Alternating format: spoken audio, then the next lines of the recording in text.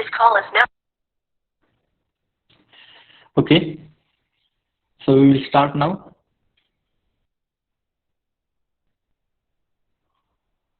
Whether my voice is audible? Anyone please reply. Yes, sir. Yes, sir. Okay. Okay.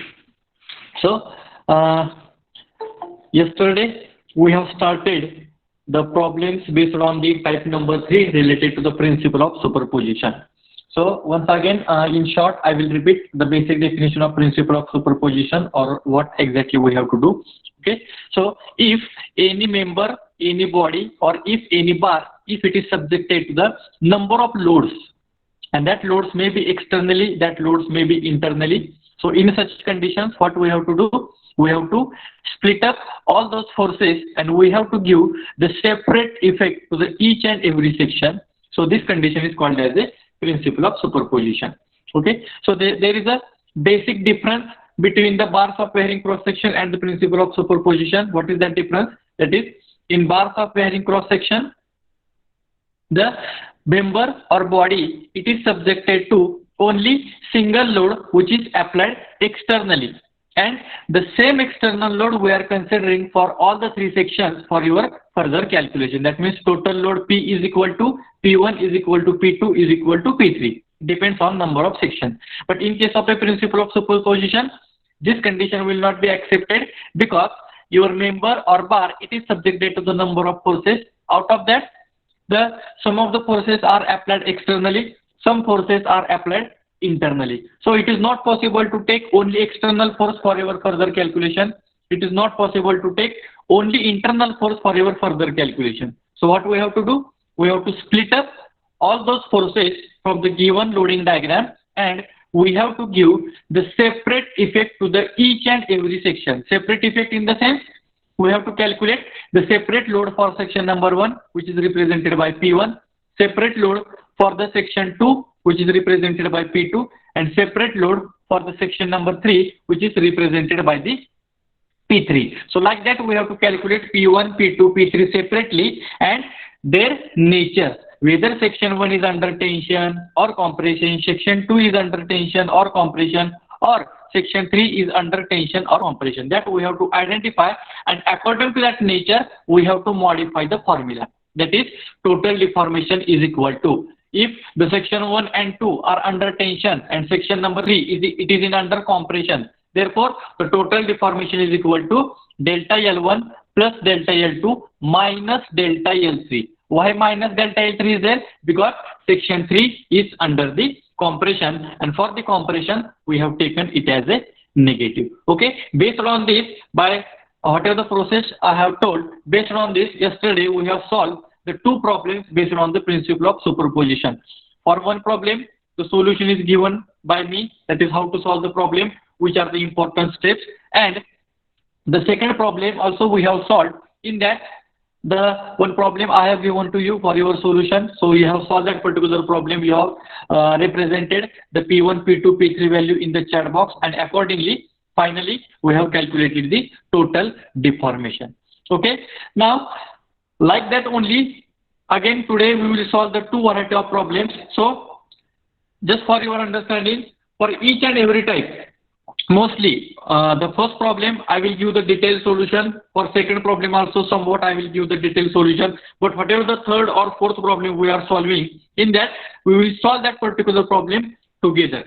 So whatever the problems we are solving here in this particular lecture, same problems are there in your notes. So maybe by today evening I will send that particular PDF of chapter number 1, which includes all the notes whatever we are discussing in the lecture. So some problems we are not taking, some repeating problems are there, only values are changing, otherwise structures are same. So such types of the problems we are not repeating again and again. Whatever the different varieties are there, that varieties we are going to discuss in the lecture, and whatever the similar type of problems are there, that similar problems are represented in your notes. So whatever the basic variety or small changes are there in the types, that we will take in the lecture. Now this is the problem number 3 in front of you. So this is the one variety of the problem in which one small change is there, which is we have to consider. Okay, in the yesterday's two problems, whatever the loading diagram is given, in that particular loading diagrams, all the external forces and internal forces are given. So two external forces are applied at left side as well as right side. Their magnitude is mentioned on that particular diagram only. Similarly, if that member or body, if it is subjected to the two internal forces, the magnitude of that internal forces is also given in the loading diagram. But some problems are there which is represented in front of you. That is, in that problem, out of the 4 loads, only 3 loads are given in the statement. And first of all, we have to calculate the load number 4, and then we have to go for the further calculation. So what is that particular statement indicate? Just go through the figure. Let's see. A member ABCD, subjected to the point loads shown in the figure. So figure is given to you. Full stop. Calculate load P2.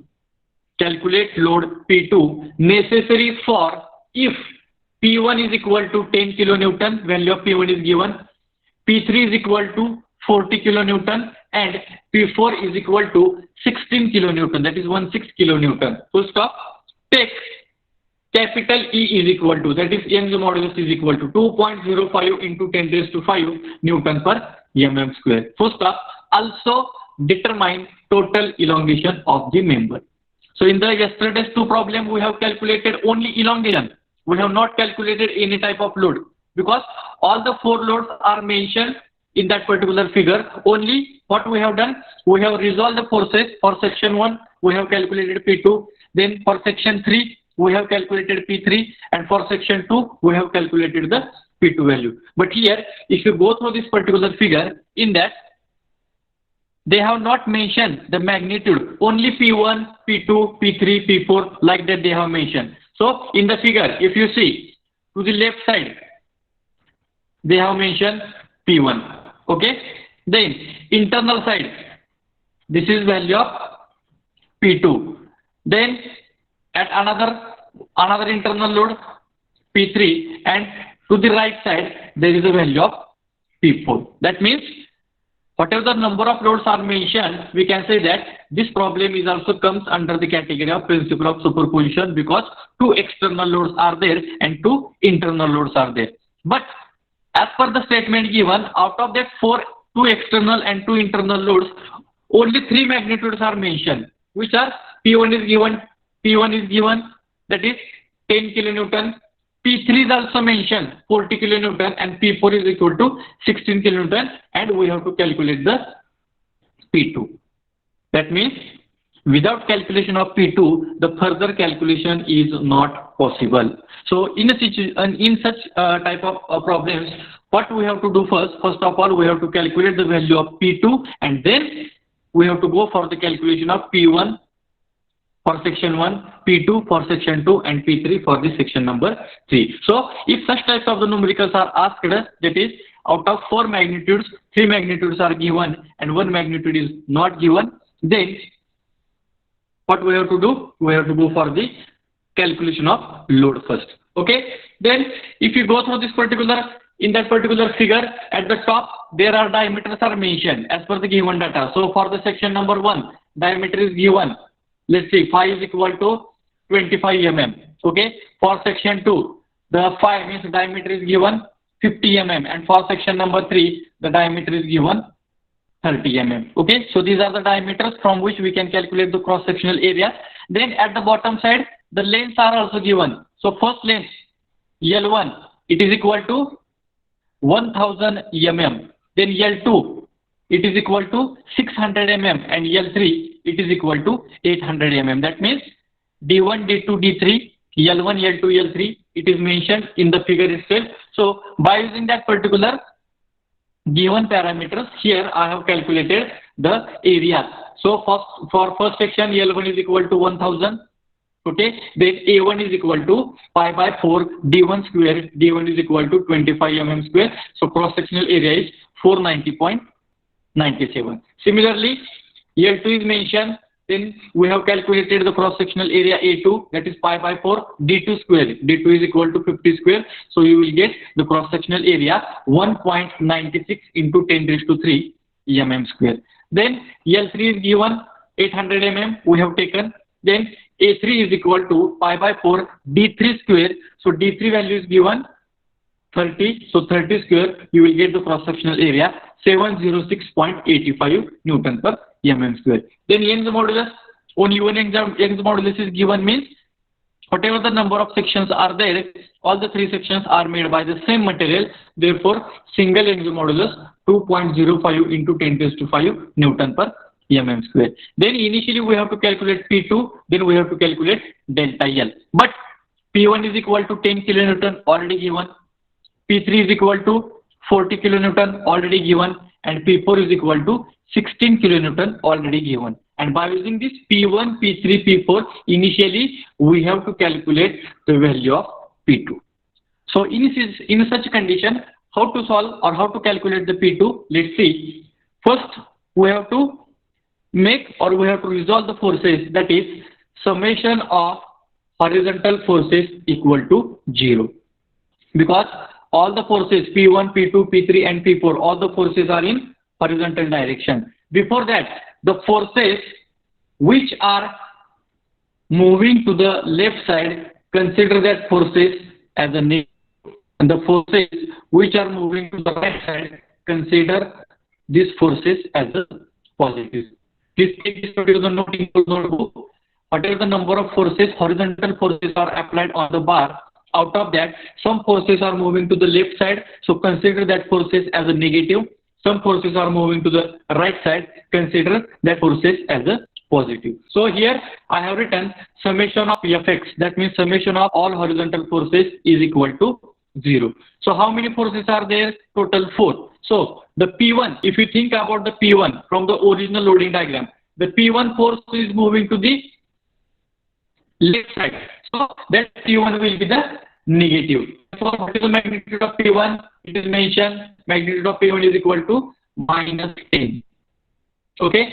Then P2, according to the loading diagram, P2 is moving to the right side, but its magnitude is not given. Therefore, I can write P2 is equal to as it is. Then P3, again it is moving to the left side, or I can write here P3 plus P4 is equal to 0. So this is the value of P1. So value of P1 is equal to -10 plus P2 minus P3 value is given 40 plus P4 is equal to 16 is equal to 0. So you will get the P2 is equal to, what is the magnitude of P2? Is represent your answer in the chat box. Please represent your answer in the chat box. So we have calculated the value of P2 is equal to. One student have represented 34, another student has represented 40 kilonewton. So which one is correct? Others, please do the calculations properly. Summation of all horizontal forces is equal to 0. By doing this calculation, you will get the value of P2 is equal to 34 kilonewton. Please check your answer whether 34 kilonewton is coming or not. Do the calculation in your notebook and represent your answer in the chat box. So this is the one variety or one small change. In the yesterday's 2 problems, all the 4 values are given. So directly what we have done, directly we have resolved the forces and we have calculated separate load for section 1, section 2 and for section number 3. But here in this particular numerical, one load they have not mentioned in the statement. So what we have done, we have resolved all the horizontal forces, that is summation of Fx is equal to 0. So this particular term is very important, that is summation of Fx is equal to 0. And then the forces which are moving to the left side, we have considered it as a negative, and the forces which are moving to the right side, we have considered it as a positive. And accordingly, we have written minus P1 plus P2 minus P3 plus P4 is equal to 0. And then we have kept the value of P1, P2 is unknown, then value of P3 we have kept, the value of P4 we will keep, and you will get the value of P2 is equal to 34 kilonewton. Now you are having all the values which are applied externally, which are applied internally. Now go for the resolving the forces and give the separate effect to the each and every section. Now the figure is in front of you. What I have told, if the problems based on the principle of superposition is given, you have to draw the three squares in inclined manner. Give the names section 1, 2, 3, or whatever the original names are given. This is section 1 means AB, section 2 means BC, and section 3 means CD. So now resolve the forces and find out the value of P1, P2, P3. So initially I told that is what we have to do. First of all, we have to focus on the section number 1 and section number 3. On the section number 1, which external load is applied, we have to take as it is, and exactly its opposite side give the same magnitude, but nature is opposite. Similarly, for the section number 3, take the external load as it is, which is present at the right side, that is P4, and to its opposite direction represent the same magnitude but opposite in nature. So like that, calculate the value of P1 and calculate the value of P3 and tell me the answers. What is the value of P1? Already it is given, and its nature. P1 and its nature, P3 and its nature. Represent your answer. Value of P1 and P3 and their nature, whether they are under tension or compression. Resolve the forces.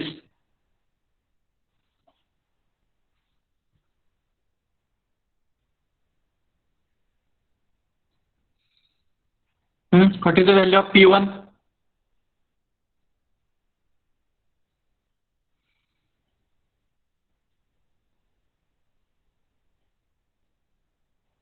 What is the value of P1? Yes, P1 is equal to 10 kilonewton because it is represented as it is. You have to represent their nature because their nature is also very important. So value of P1 at left side we have taken 10 kilonewton. So right side we have to represent as it is, that is 10 kilonewton, and it is tension. Then focus on the section 3, P3.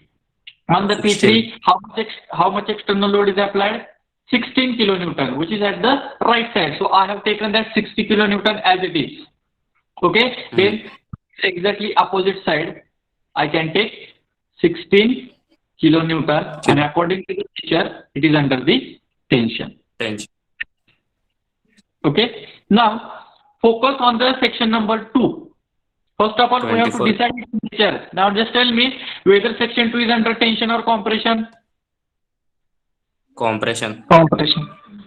Yeah. Compression. So first of all, we decide its nature. Whatever the arrows represented in the original figure, you have to take that arrow as it is. Only difference is that हे फक्त मी बाहेरच्या बाजूने दाखवलेले आहेत. Original figure मध्ये ते फक्त काय केले आतल्या बाजूने रिप्रेझेंट केले like this.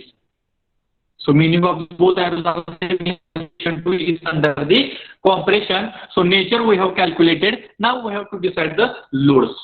So value of P2 we have calculated. How much? 34. I will write as it is. The value of P3 is already given. How much value of P3 is given? That is 40. But at one side 34 is there, at another side 40 is there. Your forces are not properly balanced. And now we have to think about this point B. It is common in section 1 and section 2. Similarly, this point C is common in section 2 and section 3. So 34 kilonewton already we have taken from original loading diagram. But on the same side, the effect of this particular 10 kilonewton also we have to consider. So if I will consider the effect of 10, so what I have to do here, I will write 4 minus 10 is equal to 24 kilonewton. Similarly, here already 16 kilonewton is also present. The original load, 40 kilonewton load, already I have taken from the original loading diagram. But this point C is common in between 2 and 3. Therefore, this effect of 16 kilonewton also we have to consider. Therefore, 14 minus 16 is equal to 24 kilonewton. That means what I have done, at both sides I have made the subtraction. जर दोन्ही बाजूला जर मी berries केली तर 34 अधिक 10 किती होते तुमचं 44. And at another side 44 plus 16, 56. That means at one side 44 and at another side 56. Your forces are not properly balanced. So what I have done, for balancing the forces from the both sides, 34 minus 10 is equal to 24, means subtraction I have made, and at another side 40 minus 16 is equal to 24. That means you will get the value of P1 is equal to 10 kilonewton, which is equal to 10 into 10 raised to 3 Newton. Then value of P2 is equal to 24 kilonewton, which is equal to 24 into 10 raised to 3 Newton. And then the value of P3 is equal to 16 kilonewton is equal to 16 into 10 raised to 3 Newton. Now put the value of P1, P2, P3, find out the delta L1, delta L2 and delta L3. And then if you go through this particular figure, section 1 is under tension, section 2 is under compression and section 3 is under tension. That means you will get the deformation formula. Total deformation is equal to delta L1 minus delta L2 plus delta L3. Because section 1 and section 3 are positive, therefore plus delta L1 plus delta L3, and section 2 is negative, therefore minus delta L2. Then find out the value of delta L1, delta L2, delta L3 separately, and then put the value of all those deformations in the total deformation formula and find out the total answer. And now please tell me the total deformation value and whether it is negative or whether it is positive. Now start the calculation immediately. First, do the calculations in your notebooks and tell me the final answer, total deformation answer. Or one by one you can tell me what is the delta L1 value. One by one you do the calculation. What is the delta L1? Type your answer in the chat box. What is the value of delta L1? 0.099. Yes, 0.0. 99 mm. Yes, 0.0993 mm in bracket tensile, because section 1 is under the tension. So delta L1 is equal to, here I have calculated, delta L1 is equal to 0.0993 mm. Then find out the delta L2. Yes, 0.0993, only 99 mm it is sufficient, no problem. So value of delta L1 you have calculated. Calculate the delta L2. Do the calculations. Don't write the things as it is. Then find out the value of delta L2. All the values are given. P2 is given, L2 is given, cross-sectional area A2. Yes, delta L2 is equal to 0.035. It is correct. Please check others. Please check 0.035 mm. This is compressive. So in bracket you have to write down the compressive. Delta L1 0.099. Delta L2 0.035, which is compression. And then find out the delta L3. P3 is given, L3 is given. A3 is also given. Young's modulus, it is common for all the three sections. Others, please do the calculation. Only one student is representing the answer. Yes, which one? 0.88. Yes, it is L delta L3, 0.88 mm. It is tension, because third section is under the tension. Now delta L1 you have calculated, delta L2 you have calculated, delta L3 you have calculated. Put all the values along with their nature in the total deformation formula and tell me the final answer, total deformation of the bar. Only 2-3 students are representing the answer in the chat box. Others, please do the calculation.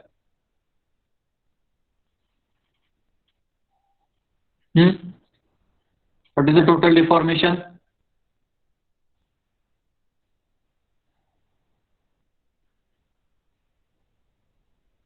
Yes, total deformation, I think one student have represented 0.15. Yes, it is correct. The total deformation is equal to 0.1518 mm The answer is positive. I think therefore in bracket I have written the tension. Means from this particular final answer I can say that if that particular member is subjected to the number of forces which are applied externally, which are applied internally, there is a increase in length, because the last answer, that is total deformation, it is positive, that is 0.1518 or 0.151 or 0.15 mm in bracket tensile, and that positive answer represents there is a increase in length of the bar. So this is the one variety of problems. Only small change is there, that is initially we have calculated for unknown magnitude which is not given, that is P2 value we have calculated. So by resolving the forces in horizontal direction or by taking the summation of forces in horizontal direction, we have calculated one unknown magnitude, and then your next procedure is same, that is we have to give the separate effect to the each section and we have to calculate the value of P1, P2, P3. Like that, we have to follow the procedure. So I hope everyone has calculated.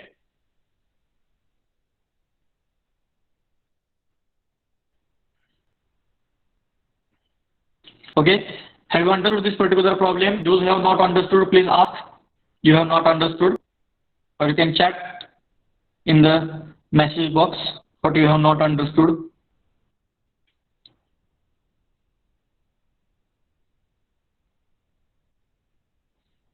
Okay, if there is no any problem, can we move to the next type? One last problem is there based on the principle of superposition. So that we will discuss. Only small. So total two variety of problems we have solved in the principle of superposition. Yesterday's two problem in which directly we have to calculate the deformation. In the today's lecture we have discussed about one small change, that is one unknown magnitude we have calculated. And then the third problem we are going to discuss, only one small change there in that particular statement. Now I request all the students, please take this particular problem in your notebook for the homework. So for the next lecture, I will ask the answer for this particular problem. So please take note down the figure. Draw the figure in your notebook and try to solve at your home. In the next lecture, I will ask the answers. So what are the problems we have solved just now? Based on that, one homework I will give to you. That is value of P1, P2, P4 it is given, and P3 we have to calculate. So draw the figure. Draw the figure in your notebook. The section number 1 having the cross-sectional area 40 mm by 40 mm. Cross-sectional area 40 mm by 40 mm. Then for the middle section 25 by 25 mm, and for the third section 30 mm by 30 mm. Length of first section is equal to 0.75 meter. Please take the note. For second section 1 meter, and for third section 1 meter. Their Young's modulus is 2 into 10 raised to 5 Newton per mm square. Take the value of P1. P1 is equal to, here at the bottom side, given values are there. P1 is equal to 120 kilonewton. P2 is equal to 220 kilonewton. P4 is equal to 160 kilonewton. And P3 we have to calculate, and we have to calculate the total deformation of the bar also. Whatever the problem we have solved just now, based on that, we have to solve this particular problem at your home, and in the next lecture I will ask the answers. Immediately draw the figure first.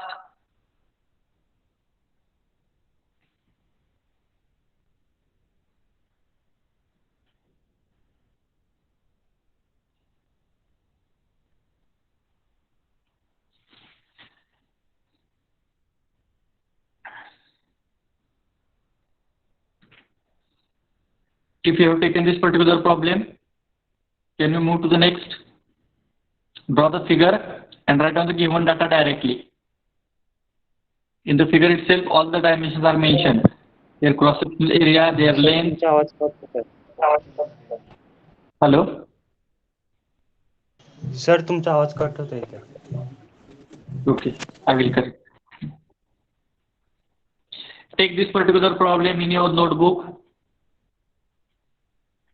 On the figure itself, all the parameters are mentioned, their cross-sectional area, their length, Young's modulus, only one Young's modulus is given, and three magnitudes are given, value of P1, then value of P2, value of P4, and P3 we have to calculate. Have you taken this particular problem in your notebook? Yes, sir. Okay, so I hope everyone has taken. Yes, sir. So we will move to the next step.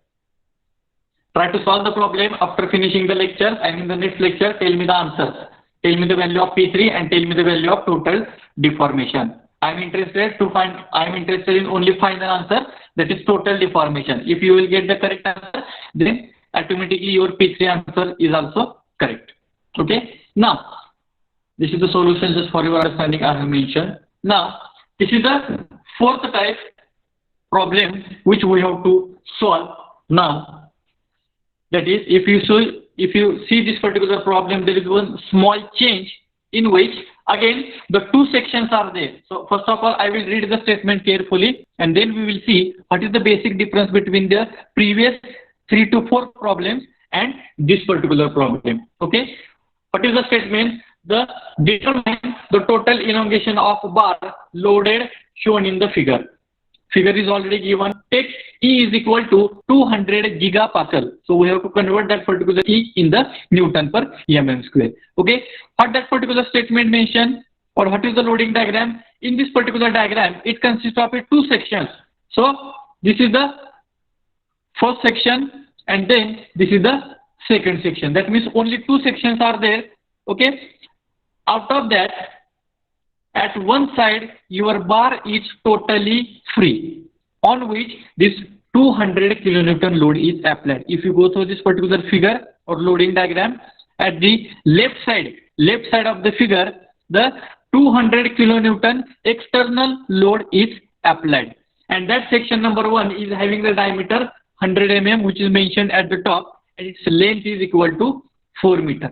Then this section number 1 is connected to the section number 2 at this particular center portion, and whatever the internal load is applied, that internal load is equal to 100 kilonewton.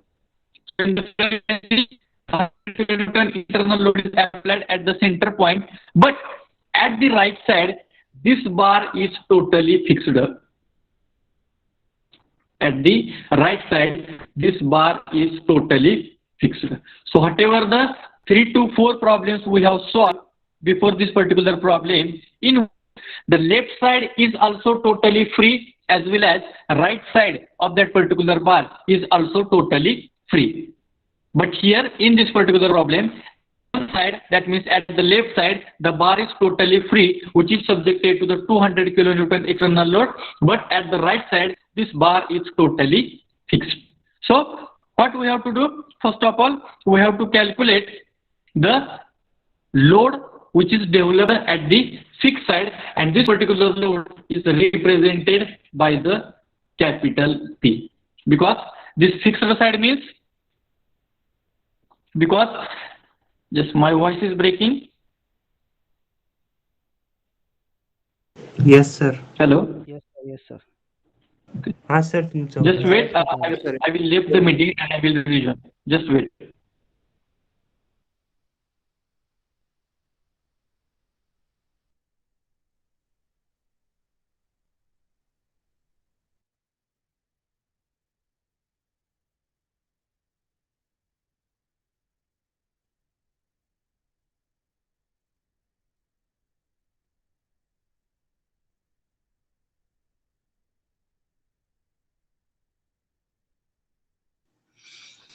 Okay. Now please check whether my voice is audible properly.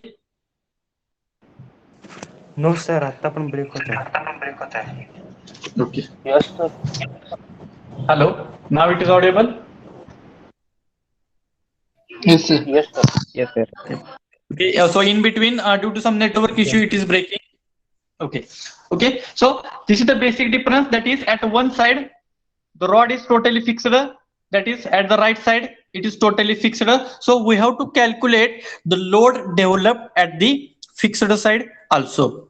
Okay. So what happened? This 200 kilonewton and this 100 kilonewton force are moving to the left side. If you see the direction of 200 kilonewton, it is moving to the left side, as well as whatever the 100 kilonewton load is applied internally, it is also moving to the left side. That means according to the direction of these two forces, that is 200 and 100 kilonewton, there is a increase in length, because at the right side the bar is totally fixed, and according to the directions I can say that this section number 1 and section number 2, it is under the tension. Then what that particular fixed support is doing, that fixed support is opposing to move in the left direction. बघा 200 kilonewton आणि 100 किलोन्यूटनचा force त्याच्या direction नुसार the section number 1 आणि section 2 it is under tension. म्हणजे ते काय करायला लागलेत, त्या दोन्ही सेक्शनला लेफ्ट साइडला काय करायला लागलेत, पुल करायला लागलेत. पण राईट साइडला तुमचा फिक्स्ड सपोर्ट दिलेला आहे, त्या फिक्स्ड सपोर्टचं काम काय असणार आहे, to oppose to that particular bar to move in the left direction. त्यामुळं जो काय तो P, capital P, whatever I have indicated, its direction is towards the right side. म्हणजे 200 किलोन्यूटन आणि 100 किलोन्यूटन हे त्या बारला तिकडे लेफ्ट साइडला ओढायला लागलेत किंवा पुल करायला लागलेत, तर तो फिक्स्ड सपोर्ट काय करतोय, तिकडे मुवमेंट होण्यासाठी काय करतोय, अपोज करतोय. Therefore, always if such types of the fixed supports are mentioned in the such types of the problems, we have to represent in like this directions. That is P, which is moving to the left, which is moving to the right side, and that P we have to calculate, because the effect of that particular fixed support also we have to consider in the calculation. So how to calculate that particular P? Again, the procedure is same, but initially first of all we will discuss about the given parameters. The Young's model is given 200 gigapascal multiplied by 10 raised to 3, it is converted in Newton per mm square. Then value of A1 and value of A2, it is calculated. So A1 pi by 400 square we have calculated, A2 is equal to pi by 4 200 square, second diameter is also given, we have calculated the A2 which is in mm square. The value of L1 and L2 both are given in meter, so multiply by 10 raised to 3, so you will get the L1 is equal to 400, L2 is equal to 200. And now if I have to calculate the total force towards the fixed support, again we have to follow the same step, that is summation of Fx is equal to 0. Summation of Fx is equal to 0. The forces which are moving to the left side, consider it as a negative. The forces which are moving to the right side, consider it as a positive. So summation of Fx is equal to 0 means how many forces are there on the figure? Total 3 forces are there. Out of these 3, this 200 is moving to the left side, therefore minus 200. This 100 internal force, it is also moving to the left side, therefore minus 100. But this particular P which is developed on the fixed support, it is moving to the right side, therefore it is equal to plus. Therefore the total is equal to 300 kilonewton. That means whatever the total force developed on the fixed support, which is equal to 300 kilonewton. This is the fourth or third variety of problems in the principle of superposition. What is the basic difference? The basic difference is that is at one side your bar is totally free, fixed, and what we have done, we created the total load following this. Sir, voice is breaking, sir.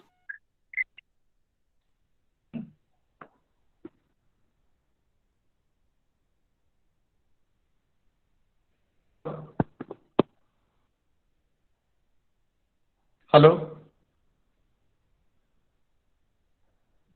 Yes, Now sir. audible properly, please. नाही sir cut व्हायला. नाही sir, थोडं थोडं cut होते. नाही sir.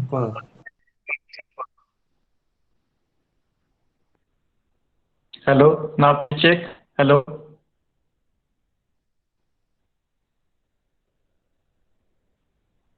Just wait for the few minutes.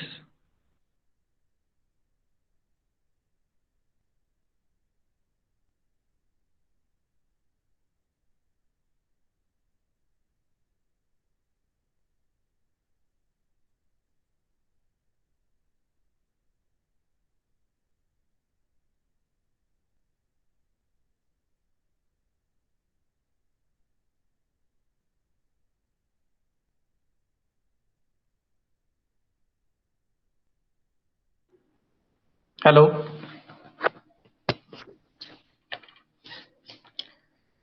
Now please check whether voice is audible properly. Yes, sir. Yes, sir. Okay. Okay. So now what we are discussing, that is the bar is totally free at one end and at another end it is fixed, and we have to calculate the total force developed on the fixed support. So what we have calculated, again same procedure, summation of Fx is equal to 0. So out of that, this 200 and 100 kilonewtons are moving to the left side. The force developed on the fixed support, it is moving to the right side. So we have calculated the total force developed on the fixed support is equal to 300 kilonewton. That means now you got the three different loads. Out of that, two are external, that is 200 kilonewton, it is external force. Capital P, whatever we have calculated just now, that is 300, it is also external force, and only one force is there at the internal side, it is of 100 kilonewton. Now what we have to do, now we have to resolve that particular forces. Now whatever the next slide is in front of you, that is I have drawn the modified diagram in which here the section number 1 is there, then section number 2 is there. Okay, so already this is the 200 kilonewton force is there, this is 100 kilonewton force at the center, and at the left side whatever the force we have calculated, this is of 300 kilonewton force. Now what we have to do, as the body is subjected to the number of forces, we have to resolve all the forces and we have to give the separate effect to the each and every section. So now start your solution. This is the section number 1, this is the section number 2. So you have to draw the two squares in inclined manner, and we have to resolve the forces for section 1 and section number 2, and we have to find out the value of P1 as well as value of P2. Now initially focus on the value of P1. How it is to be calculated? Take the external load of section number 1 as it is to the left side. How it is there? Take this particular load as it is, 200 kilonewton. Exactly opposite, 200 kilonewton, means you will get the 200 kilonewton as the external load on section number 1, and according to the direction I can say that the section number 1 is under the tension. Now tell me the value of section 2. Now tell me the value of section number 2. What will be the value of P2? 100 kilonewton. We have to consider the effect of first external or internal. Please check. 300. Initially, we have to consider the effect of external forces. Yes, this 300 kilonewton which is applied at the right side, I have taken this 300 kilonewton as it is. Okay, then as it is, I can take this particular 300 kilonewton.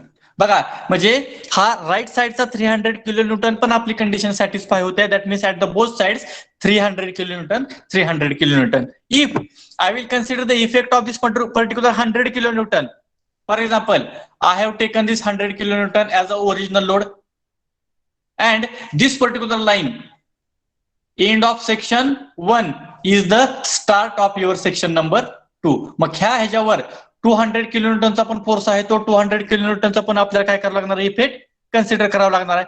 मग तिथं आपल्याला addition करावं लागतंय का subtraction करावं लागतंय, सांगा मला. Addition. That means 100 plus 200 is equal to 300 kilonewton. म्हणजे हा इंटरनलचा इफेक्ट कन्सिडर करून पण आपला आन्सर 300 kilonewtonच येते. प्लस ह्या राईट साइडचा जो काय 300 kilonewton फोर्स डेव्हलप झालेला होता त्याचा effect as it is left साइडला देऊन तरी पण आपली कंडिशन काय होते, सॅटिस्फाय होते. That means now you got the value of P1 is equal to 200 into 10⁻³ Newton and value of P3 is equal to 300 into 10⁻³ Newton. Okay, now put all the value of,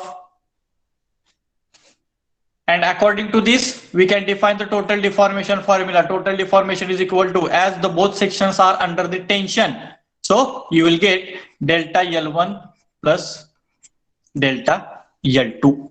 Now put the value of P1 L1 cross-sectional area A1 and Young's modulus E for section number 1. Similarly for the section number 2, and find out the total deformation. Tell me the final answer of total deformation. Tell me the final answers. Tell me the value of delta L1.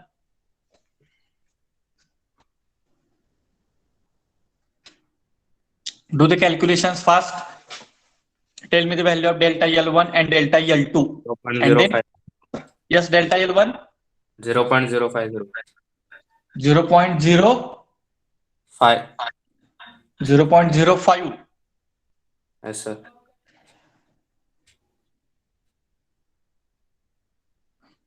0.05 or 0.509. Please check.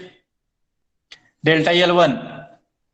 0.5095 mm.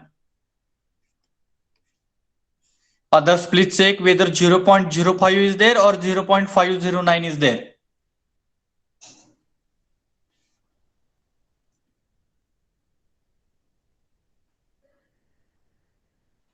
Delta L2.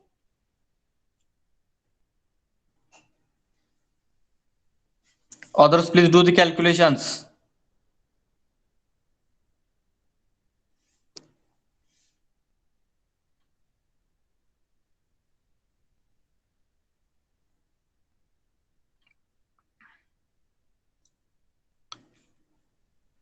Zero 0.509 mm. Yes, it is correct. Then delta L2 is equal to 0.0955 mm. It is also tension because both sections are under the tension. And then final answer. Delta L1 0.05. How it is 0.05? Please check.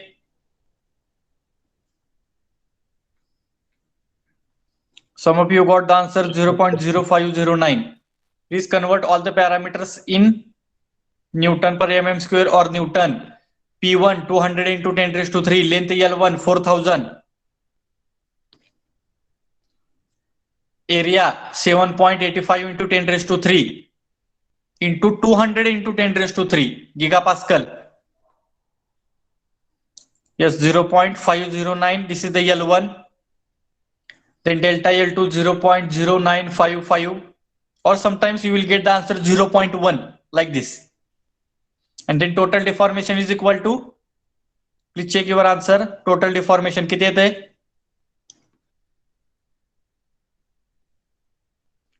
Yes, 0.605. 0.605 mm in bracket tensile. The final answer, it is in positive manner, means we can say that after application of this particular number of forces, your bar is under the tension, means there is a increase in length. And obviously by using the nature of the figure also we can see. If you think about the nature of figure, according to the direction of the 200 kilonewton force and according to the direction of 100 kilonewton force, the section number 1 and section number 2 both are under the tension, means 101% there is a increase in length. And whatever answer we have calculated, answer is equal to 0.60 or 0.604, 0.605 mm in bracket tensile.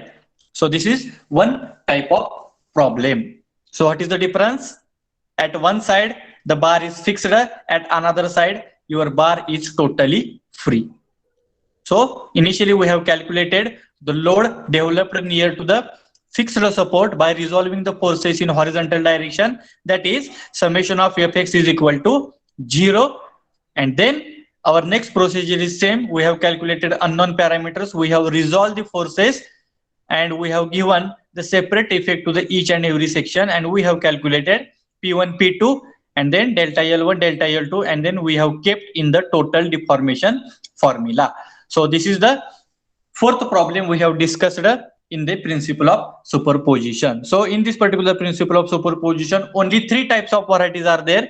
Which are those? The first two problems we have solved, in which we have calculated the total deformation, in which all the magnitudes are given. So whatever the external forces, whatever the internal forces are there, all the values are mentioned on the diagram itself. This is the first variety we have solved in the yesterday's lecture. Then in the today's lecture, whatever the figure is given to you in that particular figure or in the statement of the problem, whatever the number of loads are applied, out of that, 3 loads are given and 1 load is not given. P1, P3, P2, like that it will be given, and one P4 will not be given. So what we have to do? First of all, we have to calculate that unknown magnitude of the load which is applied internally or externally, and then we have to go for our further process. This is the third problem we have solved in the today's lecture, and then whatever just now we have discussed in that, the procedure is same, only the construction of bar is different, in which one end is free, another end is totally fixed, and we have calculated the load developed at the fixed support. The next procedure is totally same. So only this much 3 variety of problems are there which will be asked in the examination based on the principle of superposition. There is no any other variety. Okay, just one more problem just I want to discuss for your understanding. So whatever this particular problem is in front of you, in that only difference is that whatever this problem we have solved, if you go through this particular construction, in that the bar is in horizontal cross-sectional area and at the right side it is fixed. But if you discuss this particular problem, what is the basic difference between this problem and the previous problem? Only one change is that in the previous problem it consists of only 2 sections. Here in this particular problem it consists of 3 sections. This is section number 1, this is section number 2, and this is section number 3. Okay, and another important difference is that this problem, it is horizontal in structure. For example, like this. Whatever the previous problem we have solved, this is horizontal in structure, and this problem, it is in vertical structure. That means instead of making the assumption summation of horizontal forces, summation of fx is equal to 0, असं जर दिला असेल आणि ह्याच्यामध्ये जर एखादा force तुमचा unknown असेल तर ह्याच्यामध्ये काय करायला लागणार? Summation of vertical forces is equal to 0 और summation of fy is equal to 0.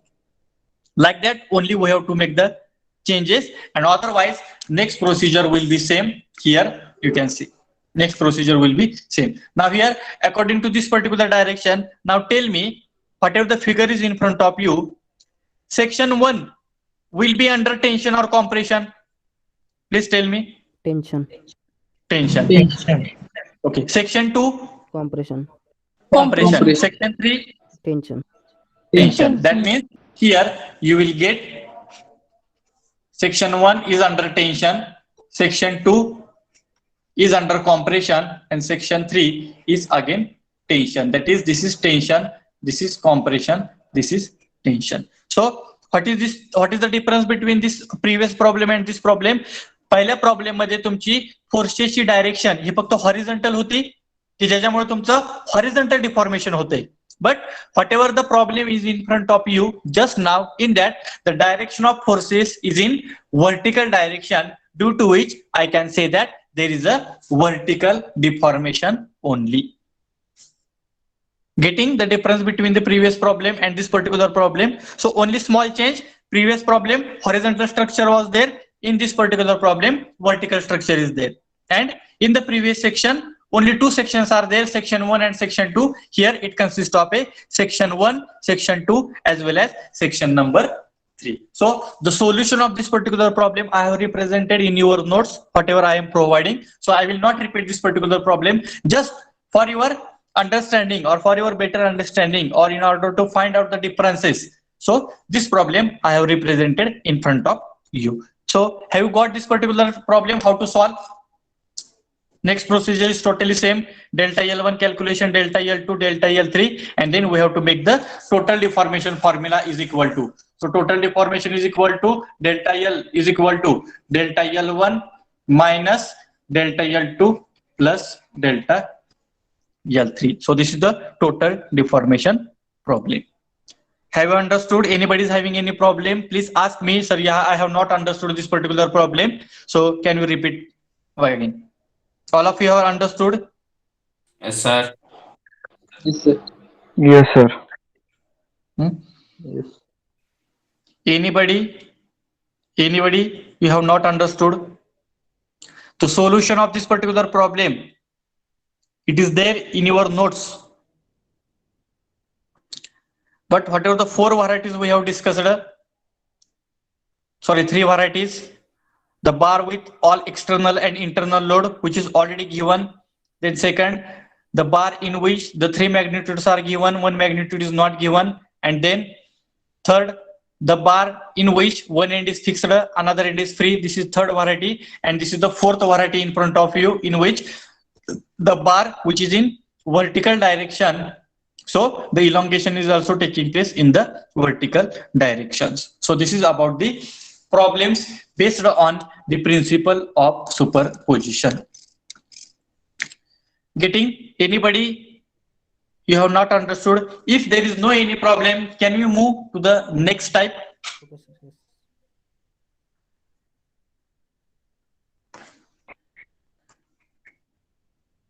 Yes, you can chat in the box. If there is no any problem, you have understood all these variety of the problems, you can solve any problem based on the principle of superposition. Can we move to the next type? Next variety of the problems.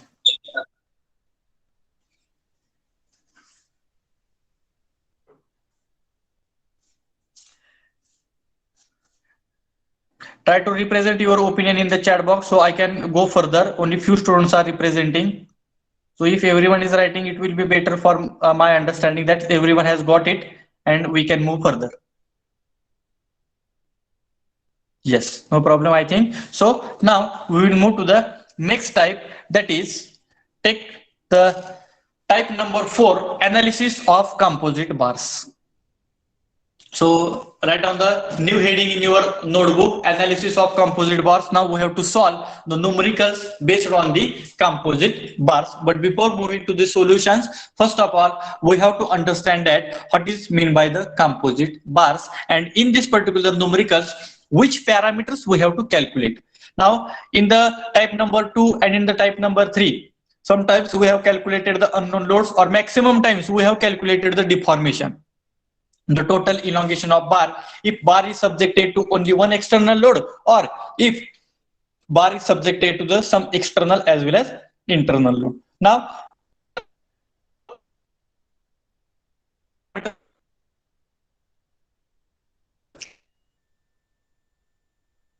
Sir, voice is breaking. Voice break व्हायला sir. and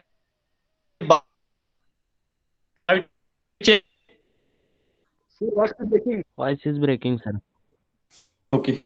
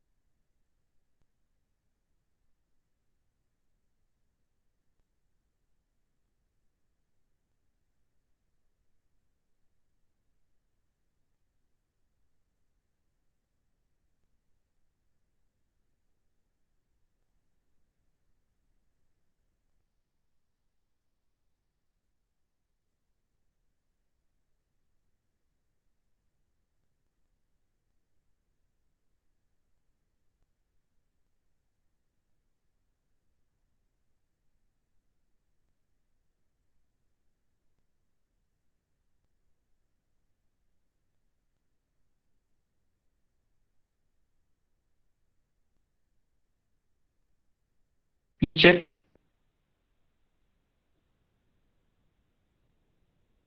No, sir. Not audible. Please check.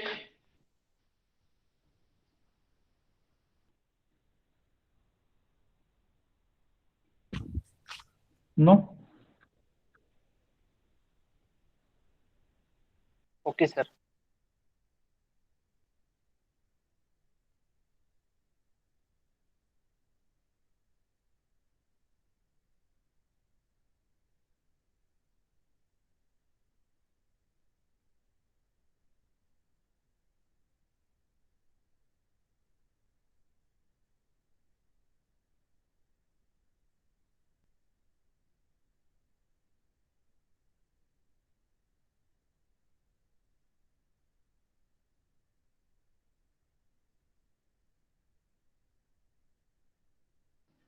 Hello.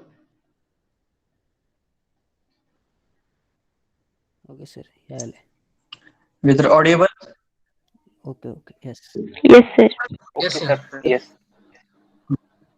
Okay, so in between, I think that network issue is there, so it is happening again and again. Okay, so now the analysis of composite bar.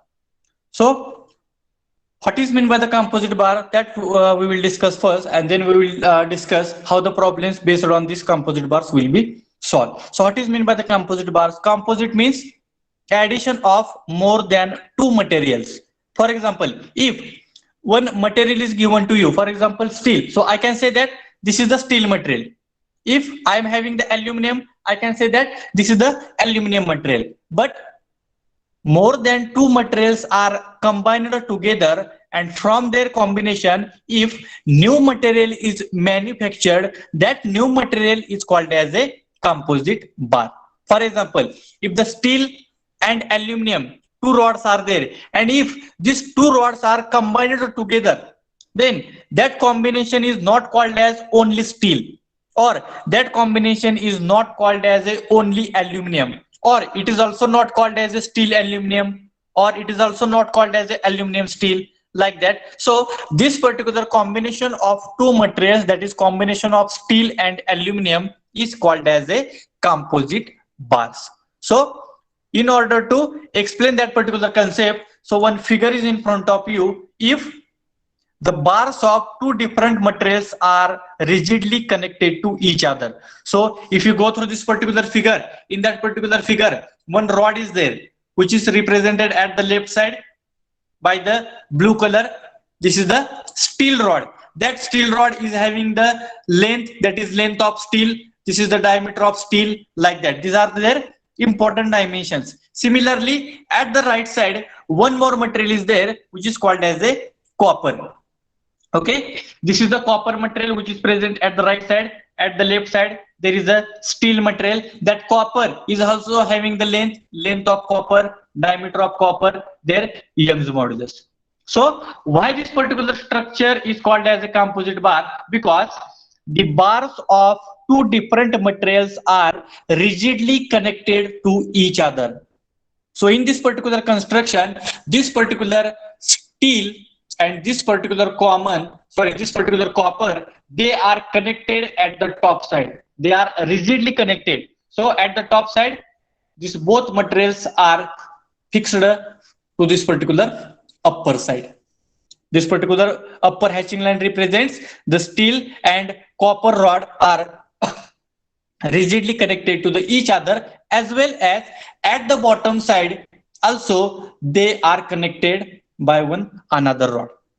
But at the bottom side, steel rod is not free.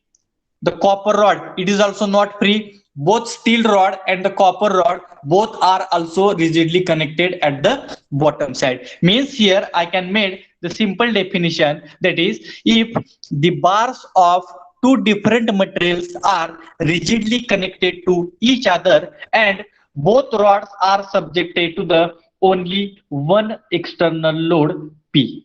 So whatever the P amount of force is applied at the bottom side, I can consider that this P amount of force is applied on the steel, as well as this P amount of force is also applied on the copper. Why? because at the bottom side the steel material as well as copper material are also connected to the each other, and due to that only this P is applied on steel as well as it is applied on the copper. So due to this P amount of force is applied, maybe sometimes there is a extension of rod or maybe sometimes there is a compression. But according to the direction of P, what happen? This particular steel rod and copper rod, it will get extend because P is moving in the downward direction. This steel rod and copper rod both are fixed at the top side, and according to the direction of P, there is a extension of steel rod in the downward direction as well as there is a extension of copper rod in the downward direction. So such type of construction is called as a composite bar.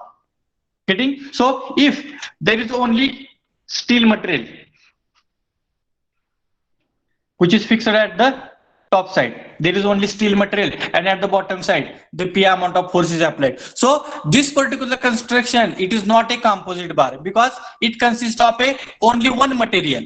For example, steel, it consists of only one material. Therefore this construction is not comes under the category of composite material. But whatever the top figure is there, that is figure number 1, it consists of the bars of two different materials are rigidly connected to each other, maybe at the top side as well as at the bottom side, and both the materials are subjected to the same amount of external force, that is P, and due to that particular P, the extension of rod is taking place. So this particular construction is called as a composite bar. ह्या construction ला आपण नुसतं स्टीलचं structure म्हणू शकत नाही किंवा नुसतं कॉपरचं पण structure म्हणू शकत नाही किंवा स्टील कॉपर असं पण म्हणू शकत नाही किंवा कॉपर स्टील असं पण म्हणू शकत नाही. So this particular combination of two materials are called as a composite bars. Okay, so this particular structure is called as a composite bar. So what happens if this P amount of force is applied on this particular composite structure? Some amount of different force is developed in the steel and some amount of different force is also developed in the copper. For example, total 50 kilonewton force is applied. This is the common P force.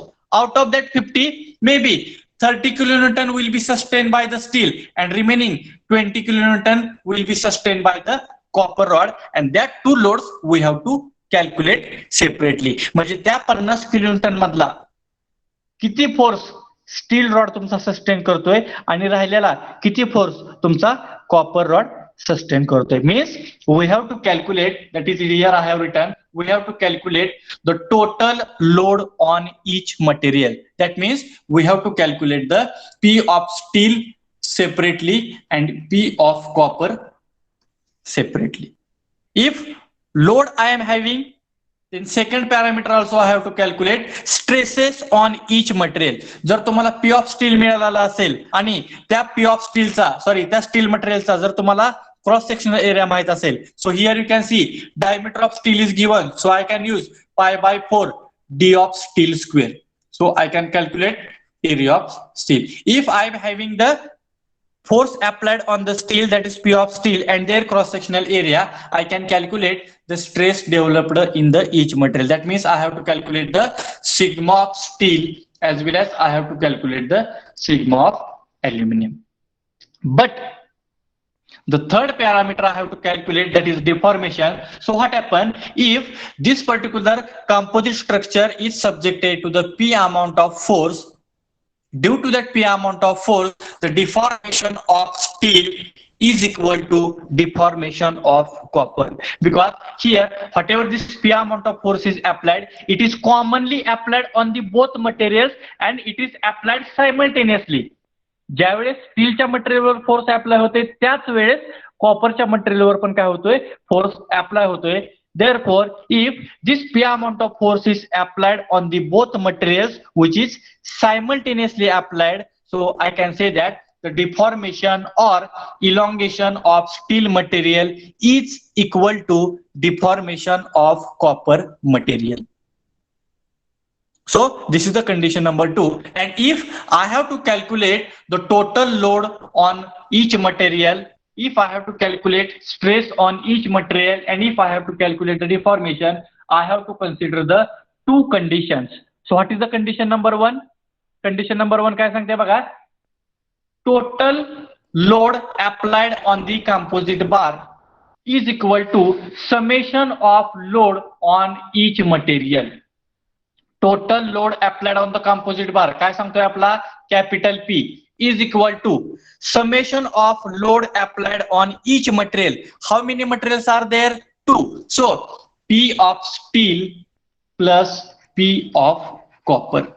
म्हणजे P of steel plus P of copper ह्या दोन्हीची berries म्हणजेच total load applied on the composite bar. This is your condition number one. So while solving the problems based on the composite bar, first of all, we have to understood this particular conditions. पहिली condition काय सांगते? The total load applied on the composite bar is equal to summation of load on each material. So how many materials are there? Two. One is steel, another is copper. Therefore, P of steel plus P of copper is equal to total load, which is represented by the capital P. Okay, then condition number two. So as this total P amount of force is applied simultaneously on both the rods, or simultaneously it is applied on the composite bar, due to P amount of force, the deformation of steel is equal to deformation of copper. म्हणजे जेवढं स्टीलचं deformation होणार आहे तेवढंच कॉपरचं पण deformation होणार आहे. Because this steel material and this copper material are also rigidly connected at the bottom side. वरच्या बाजूला तर ते दोन्ही एकाच ठिकाणी फिक्स केलेले आहेत, खालच्या बाजूला पण दोन्ही रॉड काय केलेत, एकाच ठिकाणी फिक्स केलेले आहेत आणि दोन्हीवर हा पी अमाउंट ऑफ फोर्स काय केलेला आहे, आपण अप्लाय केलेला आहे. So due to this P amount of force the deformation of steel is equal to deformation of copper. Therefore, your second condition states that here the deformation of steel is equal to deformation of copper. Therefore, delta L of steel is equal to delta L of copper. And as we know that delta L means deformation due to the external load. Here P amount of external load is applied. Therefore, delta L of steel is equal to PL upon AE of steel is equal to PL upon AE of copper. This is the condition number two. And by using this particular condition number one and by using this particular condition number two, I can separate load on each material. That is, I can calculate P of steel separately, P of copper separately. Also, I can calculate sigma of steel separately. By using the P of steel and their cross-sectional area, I can calculate sigma of copper by using the P of copper and their cross-sectional area, and I can calculate the total deformation. But total deformation is equal to delta L of steel is equal to delta L of copper. And जेवढं स्टीलचं जेवढं deformation होणार आहे तेवढंच कॉपरचं पण deformation होणार आहे, because both the rods are subjected to the same amount of force simultaneously. So this particular structure is called as a composite bar. Why composite bar? Because bars of two different materials are rigidly connected to each other and both bars are subjected to the same amount of force, due to which there is a same amount of deformation taking place. So this particular construction or this particular figures are called as a composite bar. Up till now, whatever the problems we have solved, in that only one type of materials are there. Or maybe if you take the sum of the problems in the bars of bearing cross section or in the bars of principle of superposition, if the three sections are given and each section is made by the different material, first section is made by steel, middle section is made by copper, then third section is made by aluminum, then that particular bar is also comes under the category of composite bar. But in that directly we have calculated the deformation of each section, but here we have to calculate the load of each material, stress of each material and their total deformation. So this is the one construction of the composite bar. So here some another constructions are there. Composite कसे कसे तयार होते बघा. Whatever the figure number one is there, in that figure number one, if you see the construction, one steel wire is there at the left side, another copper wire is there at the right side. Both the wires are fixed at the top by using the fixed support, and at the bottom side, these both wires are also rigidly connected to each other, and both the wires are subjected to the same amount of force P. Therefore, this figure number 1 is also come under the category of composite structure. Why? Because the different materials are rigidly connected to each other. Means steel wire and the copper wire are rigidly to each other. Therefore, this is called as a composite bar. And here I have to calculate the separate force induced in the steel wire, separate force induced in the copper wire. Similarly, separate stress in the steel wire, separate stress in the copper wire. This is the construction number 1, which represents the structure. Then second figure. If you go through this particular second figure, it consists of a one rod and one tube. So here the tube is represented at the top side. For example, here I will draw the hatching lines, so you can easily understood. The hollow cross-sectional area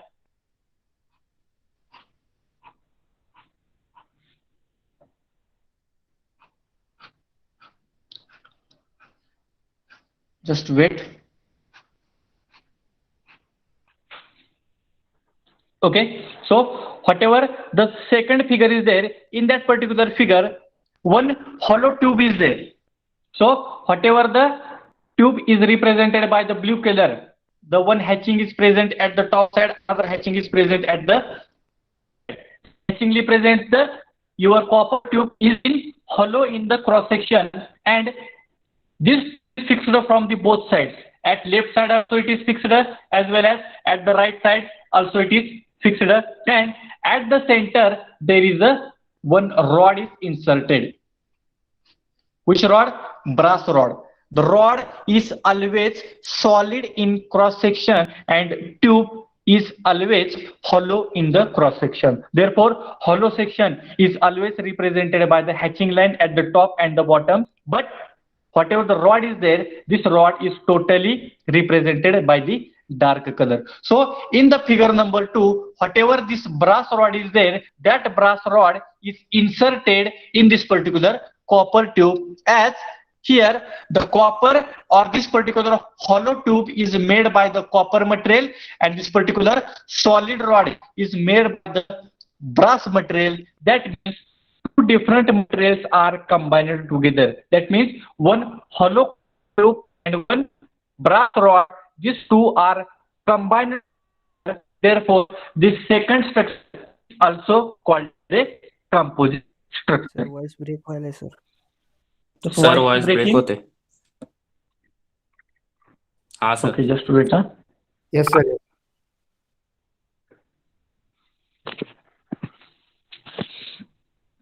Now please check. Hello, whether voice is clear? Please check. होतच आहे.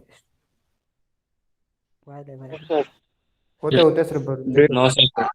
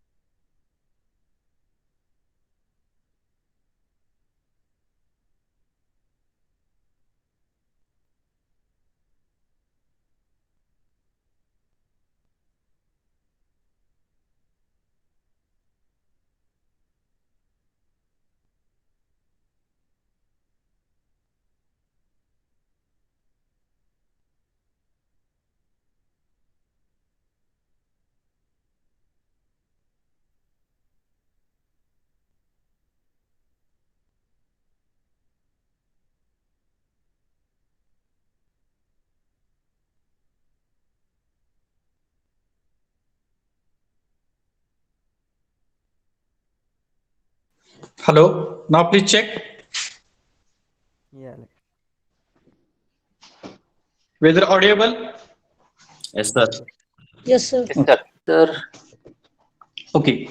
So we are discussing about the figure number 2. Figure number 1 we have discussed related to the wires. Two wires are combined together. Therefore, that structure is a composite. But in the second figure, one copper tube is there, which is hollow in cross section. Another brass rod is there. It is solid in cross section, and that particular brass rod is inserted in the copper tube. That means one copper tube material and one brass rod materials are combined together, and both are fixed from the right side and the left side. Therefore, as the two different materials are used together, therefore this second figure, it is also comes under the category of composite structure or the composite materials. So what happened? This P amount of force is applied at the left side. This P amount of force is also applied at the right side. Means according to the direction of forces P, I can say that this copper tube and brass rod are under the compression. This copper tube and the brass rod is under the compression. Means I have to calculate the compressive forces developed in the copper as well as brass. Similarly, I have to calculate compressive stress developed in the copper tube and compressive stress developed in the brass rod. Therefore, this second structure is also comes under the category of composite material. But if you see in the figure properly, there is a gap between the copper tube and the brass rod. So this much amount of gap is there. You can see in the figure.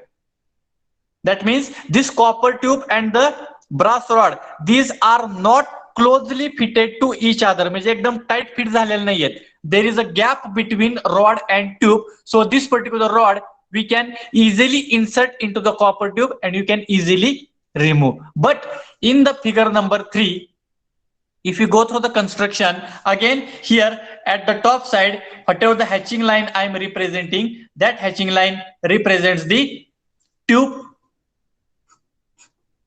It represents the tube, and the center portion, it represents the rod. Means what is the basic difference between the figure number 2 and figure number 3? In figure number 2, the tube and rod, they are not closely fitted to each other.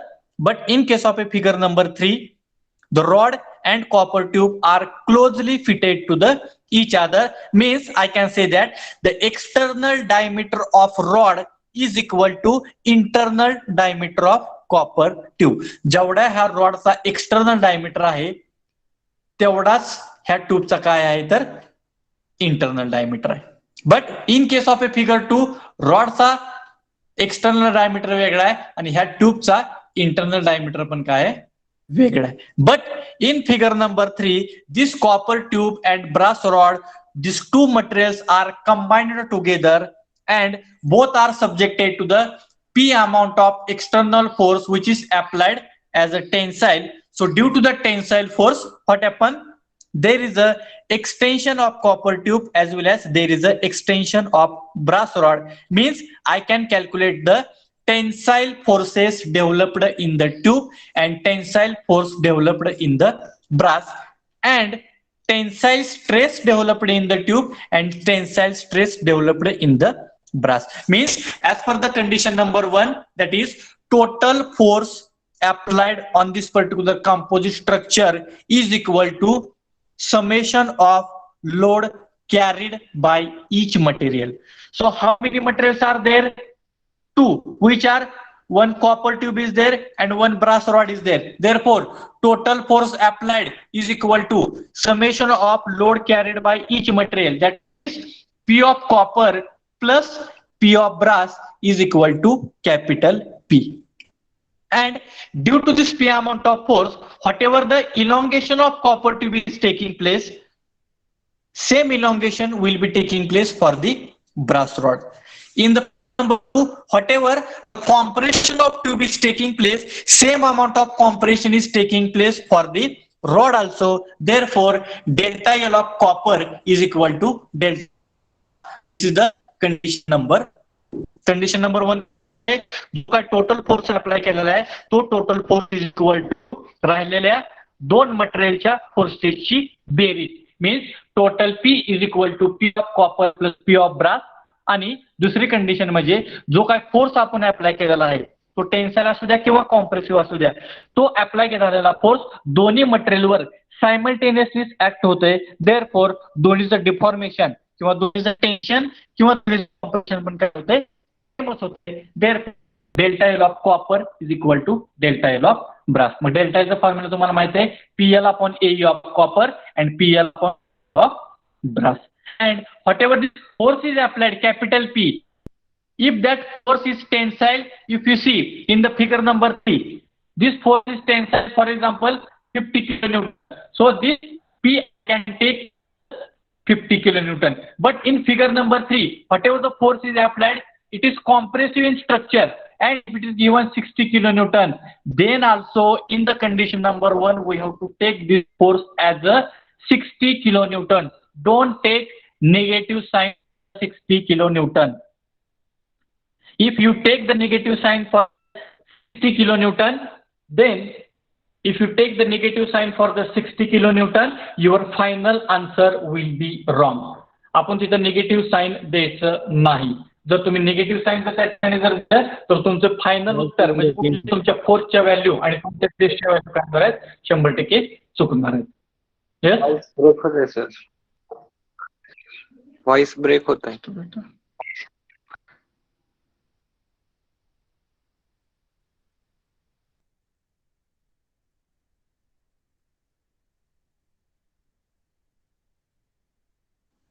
Hello, now please check. Audible? Yes, sir. okay. Okay, so whatever the forces are applied, it may be tensile, it may be compressive. We have to take this capital P always in positive. जर तुम्ही figure मध्ये जर tensile मध्ये असेल तर सगळ्यात शेवटी जे काय तुम्हाला फोर्सेस मिळणार त्या whatever the forces are applied, both forces and both stress are also येत नाही. in number 2. But in the figure number 2, sir आवाज क्लिअर येत Yes. नाहीये. सर आवाज ब्रेक होत. ब्रेक होत आहे सर आवाज. आवाजच क्लिअर येत Break नाही होतोय. Sir. just wait.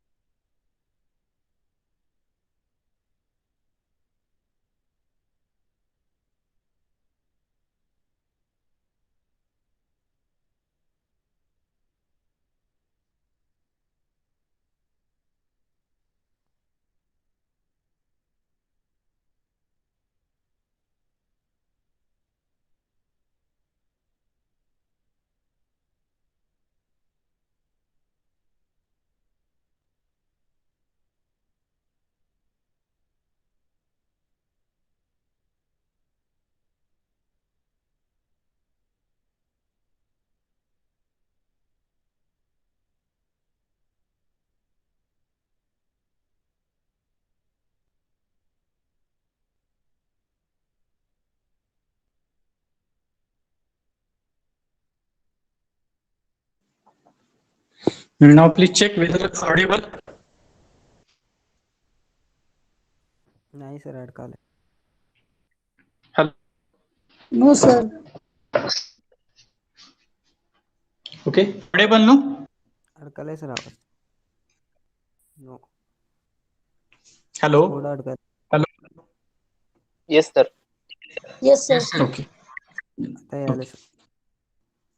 So we are discussing about the positive and negative things. That is, if the force is tensile, then also we have to take this P as a positive, this total force.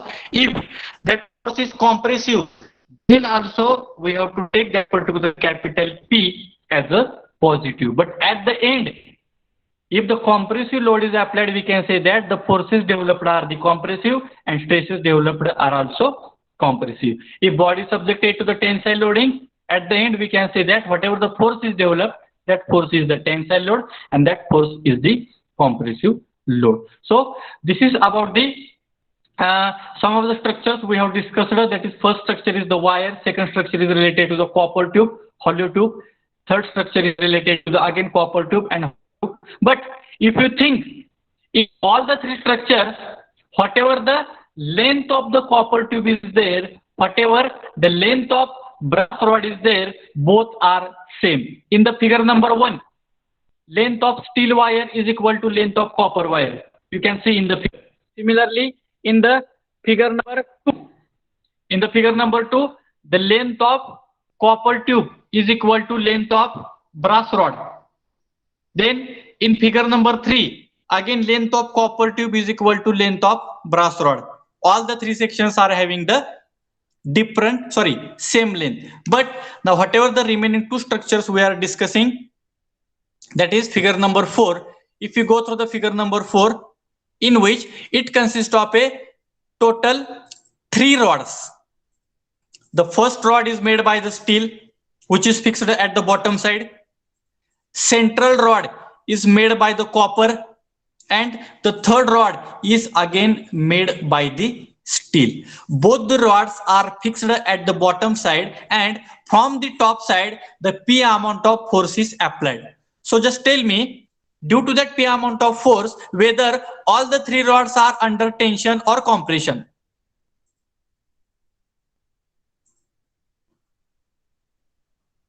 Yes.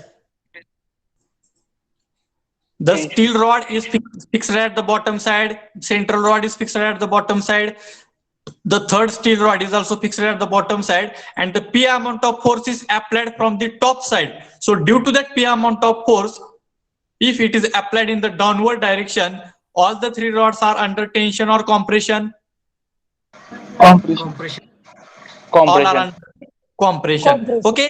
So what is the basic difference between the previous 3 figures and this figure? That is, in the previous 3 figures, all the materials, for example, copper tube and brass rod are there. Both are having the same length. But here, if you go through the figure, the steel rod number 1 and the second steel rod, these 2 rods are having the same length, but whatever third rod is represented at the center point, it is having the different length.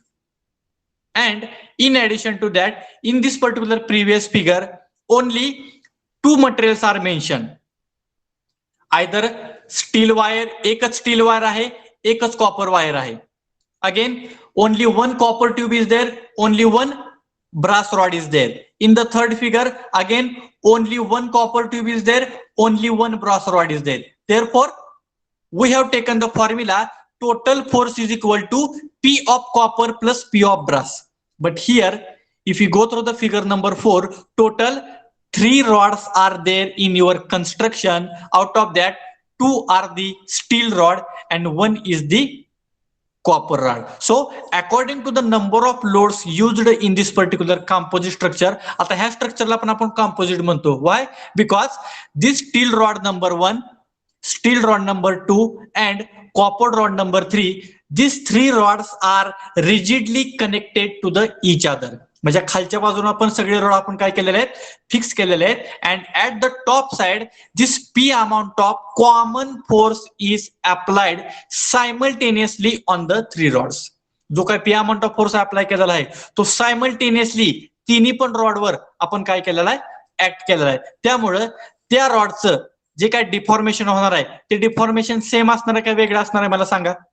Whatever the deformation is taking place in the downward direction, whether deformation is same or different. Yes? Same. Deformation is same. जरी त्याच्या length वेगळ्या असल्या तरी पण त्याचं deformation काय होणार आहे, सेम होणार आहे. बघा फॉर एक्झाम्पल ह्या स्टीलची लेंथ 100 mm असेल, तशीच इकडच्या स्टीलची पण लेंथ 100 mm आहे. आणि ह्या मधल्या ह्याची जर तुमची 200 mm आपण पकडली, due to this P amount of force, due to this P amount of force, there is a compression taking place because P amount of force is moving in downward direction. So from this 100, if 10 mm deformation is taking place, so from 100 it becomes 90 mm for the steel. Similarly for another steel it becomes 90 mm, and for this central rod how much it is, 190 mm. त्यामुळे जरी length different असल्या तरी त्याचं deformation काय असणार आहे, same असणार आहे. But in case of a condition number 1, as this particular structure it consists of a 3 rods, we have to consider the effect of 3 rods. Therefore the total deformation is equal to summation of load carried by each material. Each material means first P of steel for rod number 1, P of copper for the central rod, again P of steel is there. Therefore once again we have taken the P of steel, means modified formula is equal to P of steel plus P of steel is equal to 2 P of steel plus P of copper is equal to total deformation. So this is a one small modification in the condition number 1. Otherwise condition number 2 it is same. Deformation of steel rod number 1 is equal to deformation of steel rod number 2, which is equal to deformation of copper rod. That means delta L of steel is equal to delta L of copper. Again पुढे delta L of steel लिहायची काही गरज नाही, आणि जे काय दोन steel rod आपण वापरले आहेत त्या दोन्हीची पण लेंथ कशी आहे, सेम आहे. त्यामुळे only single times delta L of steel is equal to delta L of copper. Similarly in the figure number 5 again 3 rod दिलेले आहेत, फक्त डिफरन्स काय, फिगर नंबर 4 मध्ये सेंट्रल रॉडची लेंथ मॅक्सिमम आहे आणि फिगर नंबर 5 ची जो काय सेंटरला जो काय रॉड दिलेला आहे त्याची लेंथ काय आहे, कमी आहे. So again all the 3 rods are rigidly connected to the each other at the bottom side, and from the top side some amount of force is applied in the downward direction. So again whatever the deformation is taking place, that deformation is also same. That means delta L of steel is equal to delta L of copper, but the total force applied is equal to, for first P of steel plus P of copper plus P of steel is equal to 2 P of steel plus P of copper. So this is the modification in the condition number 1. In the previous figure number 1, figure number 2, figure number 3, only two materials are there and only two rods are there. Therefore P is equal to P of copper plus P of brass. But in this figure number 4 and figure number 5 तर किती rod आहेत, तर तुमचे 3 rod आहेत. त्यामुळे तिन्ही रॉडचा आपल्याला effect आपल्याला त्या टोटल P मध्ये काय करावा लागतो, कन्सिडर करावा लागतो. Therefore total P is equal to 2 P of steel plus P of copper. So this is about the composite bars and their conditions, how to solve the problems. ह्या प्रत्येक problem मध्ये फक्त तुम्हाला काय करायचे, we have to calculate load on each material, that is P of steel, P of aluminum, P of copper, whatever material is given. Then stress of each material, that is stress of steel, sigma of copper, sigma of aluminum, whatever material is given. And last one is a deformation. Deformation is same for all the materials because simultaneously load is applied on each material. Therefore simultaneously deformation is taking place. So this is about all the conditions we have discussed. Why this particular structure is called as a composite bar? Their important things, that is condition number 1, condition number 2, even load is tensile, then also we have to take capital P as a positive. Zari load apply झालेला compressive असेल तरी पण आपल्याला capital P हा positive घ्यायचा आहे. फक्त सगळ्यात शेवटी आपल्याला आलेला लोड हा टेन्साईल सांगायचा आहे किंवा आलेला लोड हा आपल्याला काय करायचा आहे, कॉम्प्रेसिव्ह सांगायचा आहे. So we have discussed in the figure number 1, 2, 3 and this is the last two structures, that is figure number 4 and figure number 5, in which we have modified the condition number 1 according to the number of rods given in the figure. Now all of you are getting what is meant by the composite and how that condition number 1 and condition number 2 are developed. If anybody is having problem, please ask me. Yes? Anybody is having any problem related to you have not understood the conditions? That is condition number 1, how it is there, condition number 2, how it is there, what is meant by the composite bars? Everyone, have you got any problem? If there is no any problem, please send me your message in the chat box so I can understood. That is, everyone has got.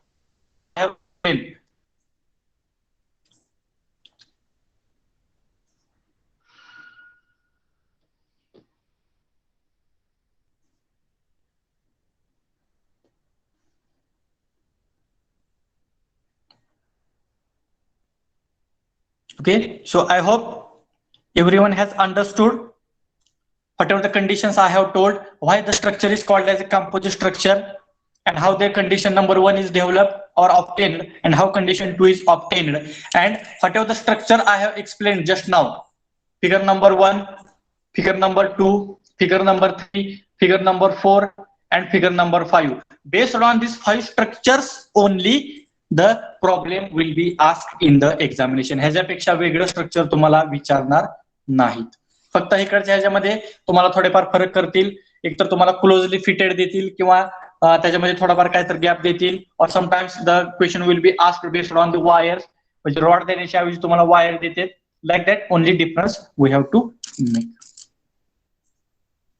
This is the sixth number structure. What is the difference in this particular structure? Can anybody tell? काय असेल ह्याच्यामध्ये difference? Both are the tubes. Both are the tubes. At the top side also one tube is there, which is represented by the blue color. ह्याच्या अगोदरची जी आपण figure बघितली होती तर tube मध्ये we have inserted one rod, but here in one tube another tube is inserted. You can see here.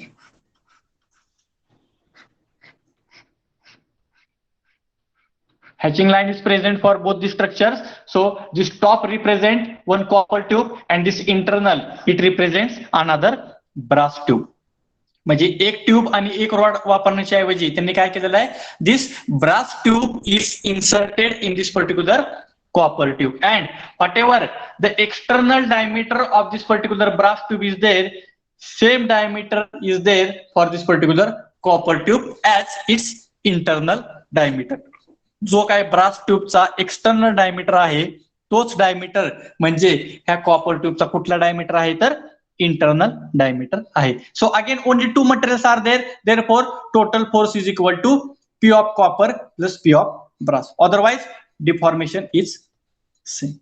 Only difference is that if I have to calculate the cross sectional areas of copper, so pi by 4 is equal to capital D square or capital D square minus small d square. Area of brass is equal to pi by 4 is equal to capital D square minus small d square.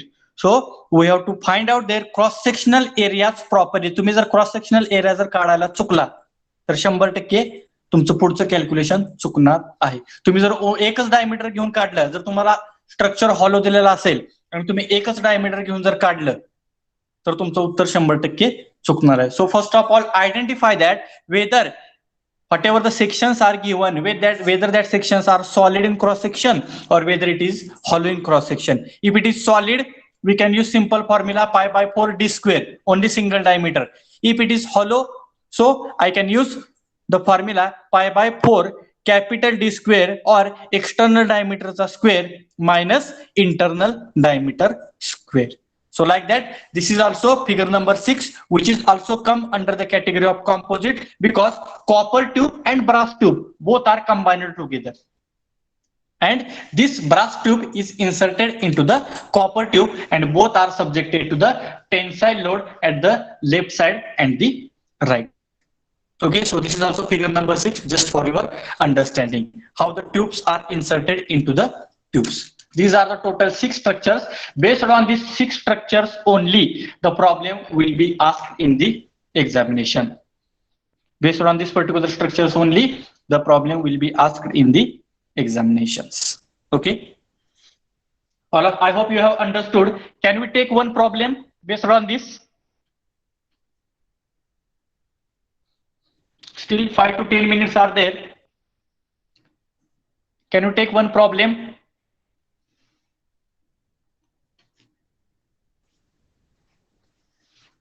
Yes. Hello. Your voice is audible.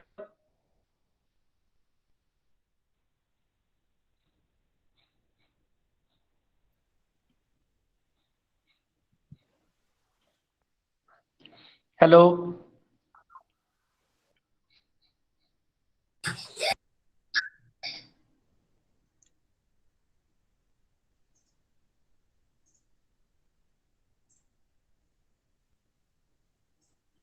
Hello. Hello. Whether my voice is audible?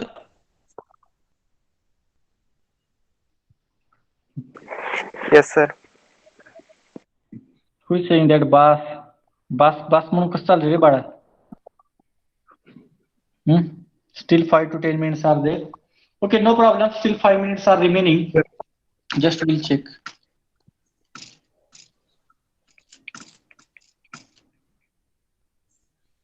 Okay, no problem. Sir. So today we will stop here. Whatever the numericals are there based on this particular composite bars, that we will take in the next lecture. Yes. In figure number 2, who is representing that? Sir आवाज cut व्हायलाय. Yes, in figure number 2, under compression, which sign we have to take? We have to take only positive sign. Whatever Sir, the काही force is आवाज- applied. Hello? Whatever the force sir. is applied, it may be tensile, it may be compressive.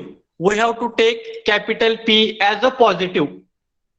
Only at the end we can say that if body is under tensile load, so I can say that whatever the forces are developed, both the forces are tensile, both the stresses are tensile. But if body is subjected to the compression, at that time I can say that whatever the forces are developed, that forces are compressive forces, and whatever the stresses are developed, that stresses are compressive stresses. And in the form of deformation, for tensile there is an increase in length, for compressive there is a decrease in length. Therefore, please keep in mind, even force is tensile, even force is compressive, take capital P as a positive as it is from the loading diagram. Getting?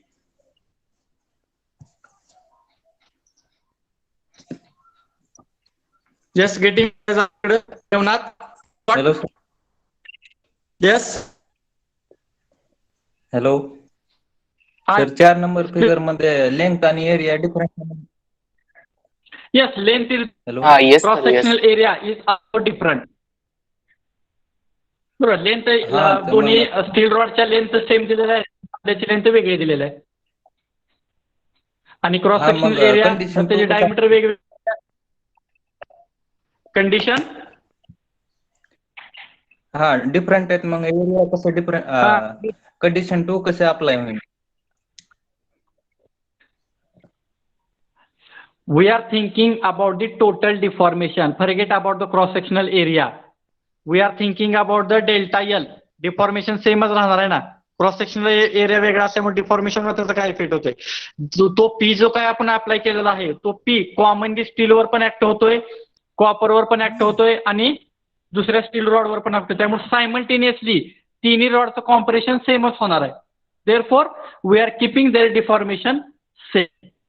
आणि फक्त खाली जर PL upon AE is equal to PL upon AE of copper, त्याच्यामध्ये त्याचे cross section area आले दोन्हीकडचे cross sectional area आपण cancel करतो जर त्याचे डायमीटर सेम असतील. तर डायमीटर वेगवेगळे आले तर आपण क्रॉस सेक्शनल एरिया लेफ्ट आणि राईटचा कॅन्सल करू शकत नाही. Only we are thinking about due to that external load P simultaneously there is a compression of both steel rods and the copper rod. Getting?